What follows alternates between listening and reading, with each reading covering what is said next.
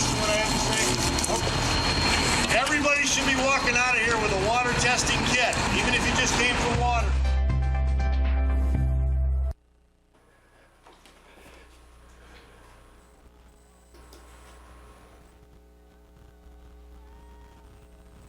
Speaking of law, Ted, do we all like Ted Cruz? I like him. I think he's a nice guy.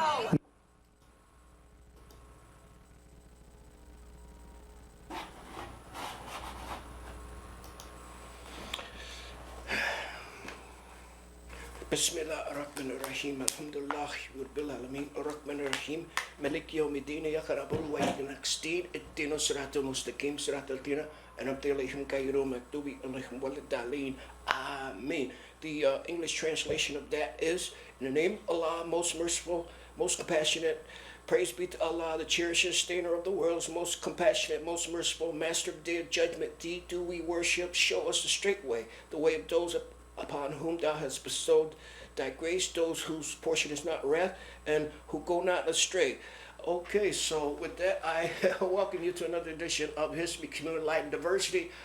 Muslim Americans in New England. I am Hassan Rashid, your host, and I'll be here with you for approximately 25 more minutes. It's excellent being here with you, and it's such a great achievement to come into your lives like we do here daily at the CCTV.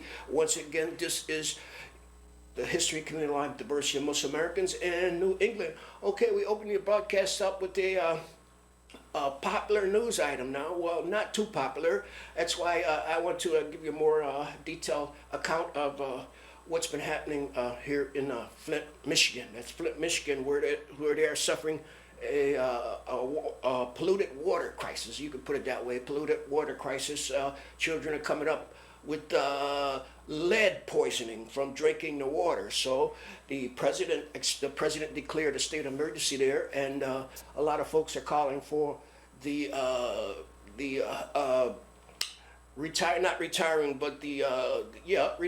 of the governor. They want the governor out of office because of his failure to address this issue when it was brought to his attention earlier. We have a video. I don't want to.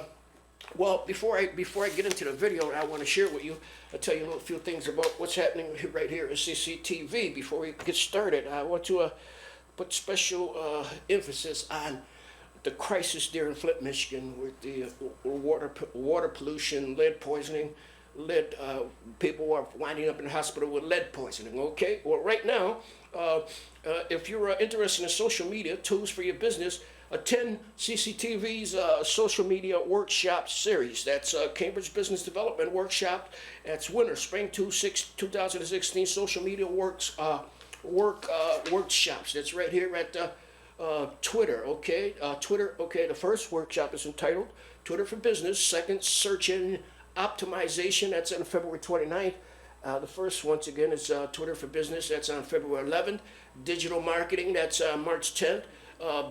Building business website, that's on April 4th, and social media analytics, that's on April 11th. Okay, so workshop information, all workshops will be held at CCTV's computer lab. Okay, that's 438 right here, 438 Massachusetts Avenue, Cambridge, 02139. So if you like additional information, you can call Ronna Abrams at the 617-349-4637 or email at RABRAHAMS@cambridgema.gov or Pardis Safari at 617-349-4654. Okay, that's PSAFFARI@cambridgema.gov. That's for the winter spring social media workshop series. And so once again, if you like a more detailed account of what this is all about, you can call Rhonda Abrams at 617-349-4637. Okay, all right. Okay, work in progress. The session group, that's coming up. That's Wednesday 27th, right here, 6:30 p.m. Share your work with other members. That's Cambridge Community Television hosting a critique group for members. This is a chance to get feedback on work in progress and see other productions being made at CCTV. If interested in showing your work, you call Natalie at 617-401-4006 or email Natalie at CCTV ccstvcambridge.org. So once again, that's Works in Progress Discussion Group. Share your work with other members. Wednesday, January 27th at 6:30 p.m. right here at the CCTV, okay? So we're going to, okay, one more thing I'd like to remind you now. There's a journalism events you don't want to miss. That's getting ready to take off here at CCTV. The first event is entitled Free Hyper Local Media Meetup. That's Tuesday, January 26th at 7 p.m. The second is Class Online Journalism, starts Tuesday, February 9th at 6 p.m. That's journalism events you don't want to miss. A free neighborhood media info session. That's February 11th, Thursday, February 11th, 6 p.m. if you're interested in becoming a citizen journalism. So if you would like additional information, you can call enrollment information. You can call Frank at 617-661-6900. Okay, I'm Hassan Rashid, and this is, like I said, opening History, Community Life, and Diversity of Muslim Americans in New England. I like to help you get a detailed account of what's happening in Flint, Michigan, with the lead poisoning, lead found in the water, because the same thing could happen somewhere in our community. That's Eastern Massachusetts. So I want you to really understand what they're talking about, okay? The city of Flint is no stranger to trouble, and its people have been through everything from extreme poverty to being labeled the most dangerous city in America. However, Flint's latest crisis, the water emergency, may be the worst of all. It's a problem that needs to be dealt with now, and will have effects that will last a lifetime. I could hardly sleep, knowing that our youngest and most vulnerable children could be at greater risk if precautionary steps were not taken. This is irreversible damage, permanent damage.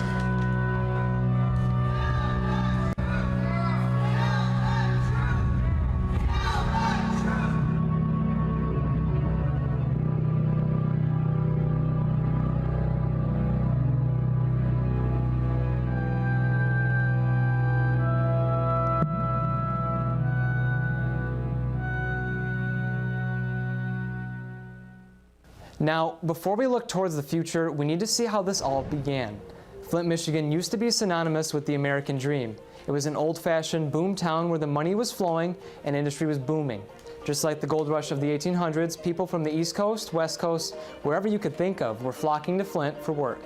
General Motors opened up its doors in 1908, and since then had built the city up as a mid-Michigan kingdom. From 1900 to 1960, nearly 183,000 people had found a place to call home in Flint.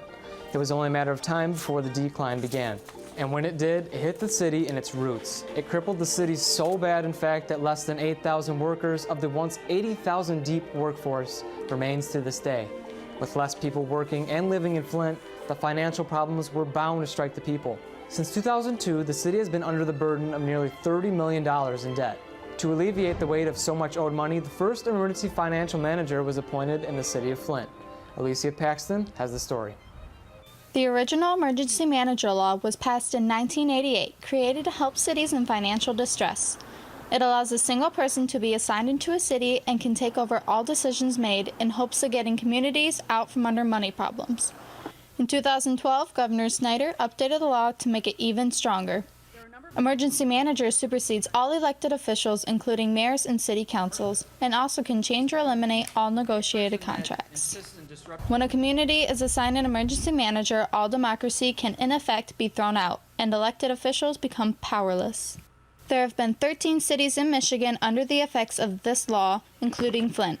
Since 2002, Flint has had 6 different managers in command. On April 16th of 2013, Flint signed an agreement to join the KWA, the Carignan Water Authority, a group that helps give cities more power over costs and their water. At the time, Flint had been paying the city of Detroit high amounts of money for their water, and it was decided that a switch was in need. With this agreement, KWA would build a pipeline from Lake Huron directly to Flint. A couple months later, emergency manager Darnell Early took control and made some decisions that started a chain of effects. After the choice to go with KWA, the DWSD agreement was on borrowed time. DWSD, the Detroit Water and Sewerage Department, is one of the largest water and sewer systems in the U.S. today, and they also have been the source of Flint's water for over 50 years. But that was soon to change with the decision to take a cheaper route for Flint's water source. The decision to switch to the KWA meant one day later it was time to terminate the long-term contract between Flint and DWSD. Knowing that the pipeline would not be done until 2016, way after the contract was finished, Flint knew they needed a temporary water source. It was decided in March of 2014 that they would be switching to Flint River for the meantime. Flint water customers noticed a switch within hours, from things like the new smell, discoloration, and even the taste. And through the summer, the new problems continued. On September 8, 2014, a boiling water advisory was issued to certain water customers in Flint after coliform bacteria had been discovered in regular water flowing through Flint's pipes. The bacteria itself isn't harmful, however, it is a pointer that contaminants could be within the water. This breakthrough had brought validation to the people of Flint's concerns. About a month later, on October 13th, the water system's biggest user, General Motors, stopped using the water to make cars. GM decided to cut ties with Flint Water and bring in an outside source. If the water wasn't good enough to make cars, how could it be drinkable for humans? Soon after this is when the problems would be revealed. Water, a basic need for everyday life. We use it for drinking, cooking, cleaning, and bathing. With Michigan being the Great Lakes state, we take it for granted. But what if that basic necessity was taken away from you? Flint, a major city here in Michigan that is no stranger to struggle, is now having to fight for a natural resource. We'll get back to the water crisis in Michigan in a moment, but first I'd like to share a few announcements with you. It's time of the year.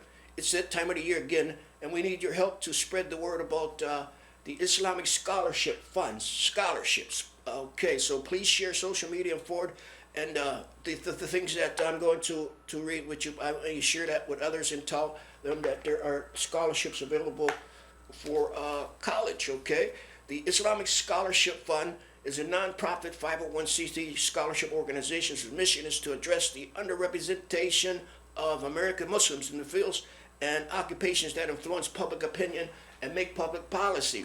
Our belief is that fostering education, improving Muslim representation in all walks of life, including media and politics, will lead to full integration and better understanding of Islam and Muslims. So we are currently accepting applications. That's 2016, and we would like to be grateful if you would inform students about this opportunity. The deadline to apply for these scholarships is March 21st, so you have plenty of time.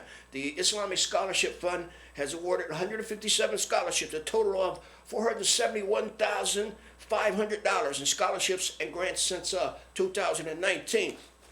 So the minimum required, I guess you're wondering how you what's the requirements for this opportunity? Well, the minimum requirements to apply for the scholarship is Muslim, be it Muslim or active in the Muslim community, enrollment at an accredited university in the U.S. by August 2016, majoring in Islamic Scholarship Fund supported major, maintaining a minimum of a 3.0 grade point average, a citizen or permanent resident of the U.S., an undergraduate, sophomore, junior, senior, or of graduate standing, including PhD. So for more information and to apply, please visit IslamicScholarshipFund.org. Once again, that's IslamicScholarshipFund.org. So you can also check it out on Facebook. That's www.facebook.com/Islamic Scholarship Fund. Okay, I'd like to remind you that the winter farmers markets are in full operation now. So every Saturday you can check out the Cambridge Winter's Farmers Market at the Cambridge Community Center. That's a 5 Calendar Street in the Riverside neighborhoods. That's one location. The second location is Technology Square Winter's Farmers Market. That's a Technology Square Winter's Farmers Market will be held every Wednesday. That's until about April 29th, okay? So their number, if you'd like additional number, you can call 617, additional information, you can call 617-349-4648. or ethorn@cambridgemile.gov. So once again, that's the Cambridge Community Center. That's Winter Market #1 every Saturday at 5 Calendar Street, and Winter Market, Farmers Market #2. That's Technology Square, Winter's Farmers Market, Technology Square. So you can call them too at for more information. You can call 617-349-4649. Okay. Another thing, Miss P Soda. That's right, Miss P Soda, the lady that puts on the free movies every Thursday. Well, this January 22nd, she has a free movie, and it's entitled "Let's Make Money." Okay, so there's a showing at 6 to 6:40 p.m. Doors open 7 p.m. and they're at 243 Broadway, Cambridge. So corner Broadway, Windsor. Interest on Windsor. That's the next movie they'll be showing. That's January 21st. It's entitled "Let's Make Money." So you get on out there and check out P Sodas and the free showings of these movies. Okay, I got one more thing I'd like to share with you. You know, it's February coming up, February 21st, and that's the day that the Mosque Cares Program, Ministry of Imam W.D. Muhammad, presents their Savior's Day 2016, Saturday, February 20th, okay? The tradition continues with a lineup that promises to be another exciting Savior's Day event focused on honoring our history, sponsored by the Ministry of Imam W.D. Muhammad and hosted by Masjid Imam Ali K. Muslim. Savior's Day will be held on Saturday, February 20th, 2016 at the Robert Treat Hotel, 50 Park Place, New Jersey. Doors open at 11, and the day includes the Savior's Day commemoration program, 1 p.m. to 4 p.m., New Africa Marketplace, and the annual Hadid Award banquet scheduled from 7 p.m. to 9 p.m. So you don't want to miss it. You can get your tickets. You can visit the www.themosquecares.com and www.saviorsday.net, or you can call 708-679-1587. So once again, that's save the date now. That's Saturday, February 20th, Savior's Day 2016. The Robert Treat Hotel, 50 Park Place, Newark, New Jersey. Program 1 p.m. to 4 p.m. Banquet starts at 6 p.m. So we want to make sure that you're well informed about this. I have any more information I can share with you. But okay, they're going to have a New Africa Marketplace. Speakers include Mayor Derek Armstead, Linden, New Jersey; George Calden, Harlem Children's Zone; Marcia Evans, Masjid Ali K. Muslim Network; Imam Akbar Muhammad, Masjid Ali K. Muslim, Newark; Imam Wardi Muhammad II, Mosque Cares, various dignitaries and guests. So you don't want to miss that. Once again, that's save the date now, February 20th, Savior's Day 2016, the Robert Treat Hotel, and that's the Ministry of Imam Wardi Muhammad, the late and great Imam Muhammad, the MosqueCares.com program. So once again, let's get you back to this video on the water crisis in Flint. I know you heard a little bit about it, but I just want to give you a little bit more details on this issue, because they're experiencing it now, but in the future, it could be us right here in Kansas. On an Arctic cold afternoon with wind chills reaching -20, Flint residents took to the streets in front of City Hall expressing their concerns, demanding clean water. This protest is in direct response from a notice Flint customers received about the high levels of dangerous TTHM in their water. TTHM, also known as trihalomethanes, are formed as a byproduct when chlorine is used to disinfect water for drinking. We need something done, and we need something done now. This water crisis is taking a toll on residents, including Jackie Pemberton, who is standing up for her granddaughter. I have a 3-year-old granddaughter that we bathe her in Flint water. She breaks out in a rash. We bathe her in her grandmother's water out in Holly. No rash. To figure out how exactly we got into this mess, we sat down with Flint's Mayor, Dane Walling. Could you walk us through a little bit about how we got to this point? The city of Detroit, who we had been a customer of for over 40 years, they terminated our contract. And we had a 12-month window to find a new source or to negotiate a new higher cost, short-term contract with the Detroit system. That's what the county did. They're paying quite a good premium for that short-term supply. The emergency manager here at the City of Flint made a different decision. And that decision, getting water from their own backyards, the Flint River. We got off the Detroit water, and we're now getting the water from the Flint River. Why can't we go back to the Detroit water until the pipeline's built? Well, that would be an option. I mean, it's technically possible. The pipes are still connected. So what do residents do in the meantime that refuse to drink the water? According to the city and mayor, they are okay to keep drinking it. So the city's given the residents the okay to drink the water, and you and your family drink the water, is that right? We do, yep. We've used it throughout. Again, I was not aware of the high levels of TTHM. Neither were residents, and that's why they are demanding answers. Answer the question! Answer the question! Residents are also concerned about the decisions being made without them, including water rates. I'm concerned about the quality and affordability of our water. You know, we're under an emergency manager situation, so this decision to move to the Flint River was basically made in Lansing with no input from Flint residents, and we really don't have recourse in our local government. I've advocated for increasing the public information and Okay, we want a last note. I like to put the emphasis on. We're gonna get back to that video, so don't worry. We have a few more minutes left. This is a Spirit Change. This is a late edition, a Spirit Change, and it's edition filled with the best of 2015. Everything that I guess transpired here at Spirit Change during the year 2015 is in here. So I guess that's what it is. But anyway, that's the idea. If you see Spirit Change vendor out there in the cold, you help them get your copy and get one for your friend, because that's how they support or supplement their income by being homeless folks. Okay, I am Hassan Rashid. You know, it's always excellent being here with you, and it's awful great achievement to come into your lives like we do here daily at CCTV. So I leave you with the fact that superior wisdom can never be subjected by inferior wisdom. Until I see you next time, I leave you with the greetings of peace. And stay warm. It's cold out there tonight. transparency, because I think customers have a right to know. I've stepped up and asked the governor to make funding available so we can improve the treatment and fix the water system, and do that without putting the rates on our local customers. So I'm going to continue to work with the emergency manager, but I'm also going to advocate for the changes that I think we need. This letter in my hand is what pushed Flint families to the brink. To most, it felt like a slap in the face. On February 2nd, letters like this were delivered in mailboxes all across Flint.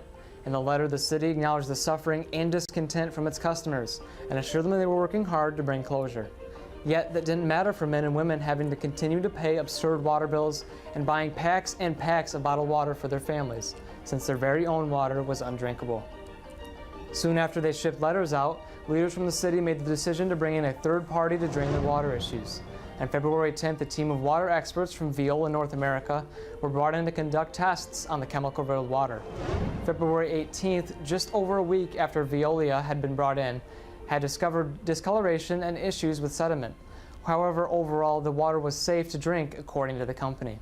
The city had reduced its TTHM levels and had officially been found in compliance with federal levels. Veolia submitted their final recommendation and official results on March 18, 2015.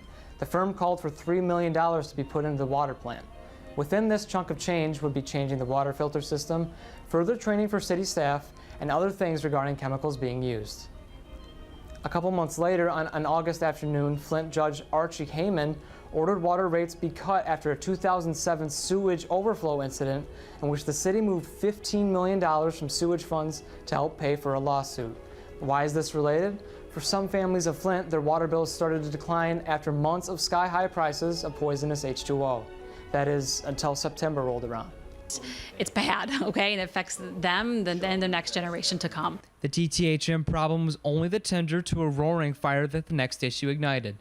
After nearly a year-long struggle for the people of Flint, a new problem blindsided them, and they were thrown deeper into chaos.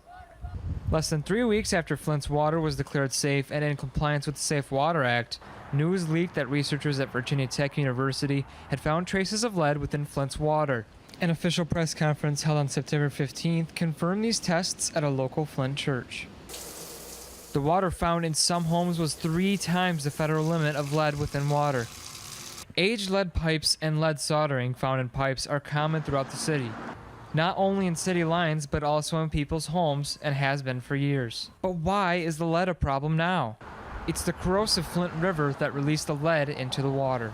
If your house has lead pipes, if your house has copper pipes with lead solder, then there's the potential, because of the corrosivity of the water, for some of that lead to leach into the water. On September 24th, a press conference was held at Hurley to show blood test results. The percentage of children with elevated blood lead levels has increased.